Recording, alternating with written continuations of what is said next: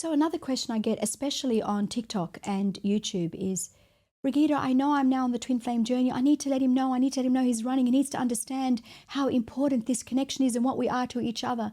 And I can hear it and sense it and feel it in a very frantic state from the divine feminines.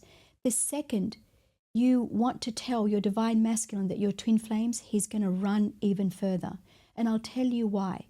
The reason why you can't tell the divine masculine your twin flames is he will think you're doing black magic on him. He'll think you're doing voodoo. He'll think that you're trying to infiltrate him, or you're doing, some sort of sahar, as we call it in Arabic, when that's not the case. Your connection is an internal, one intonation, soul frequency union.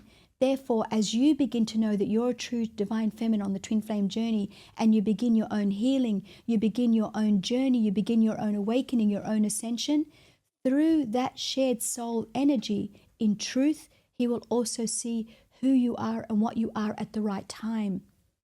There's a few factors happening here. Why you should never tell him your true twin flames, let him work it out for himself, is he could be completing third dimensional plane contracts. You must allow karmic contracts to be completed, because twins can only come together in Dharma.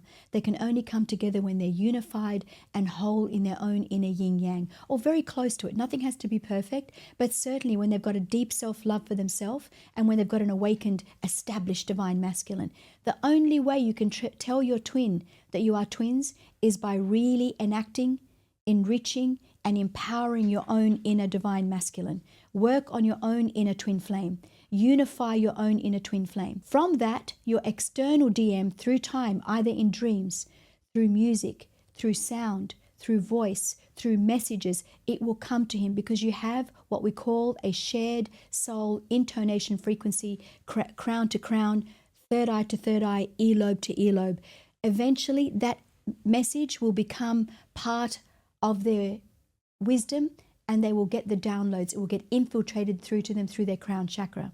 As a result, when the divine feminine begins to get empowered and stop the chase, and she begins to realize that she's healed her wounds and she's moved internally, she's on purpose with her divine mission on this planet, takes care of business, takes care of her family, and for those that don't have children yet, take care of their family, their extended family, or cousins, or their best friends. They repair, restore, rejuvenate relationships in whatever form that is. What happens is the divine masculine can feel the sudden collapse in the connection. Immediately his soul says, something shifted. It's almost instant. When that happens, it's the same topic I've discussed before around Satori. They get an instant awakening and instant recognition, she's gone. When they feel that, initially, they get like a deep sense of loss. The longing of the connection goes immediately, because now the divine feminine no longer needs it. She's empowered, she's strong, she's feminine, she's receptive, she's magnetic, she's passionate, she's living, she's sending and living unconditional vibes and beautiful energy all over the planet where she goes. She's restored her relationships where there may have been karmic disposition. The divine masculine, through that journey of loss, that's when he begins to feel the loss. That's when he genuinely begins to feel the despair, because he can see that her eyes are no longer looking out, but her inner divine masculine is looking in, and therefore she's consolidated and moved forward onto the journey.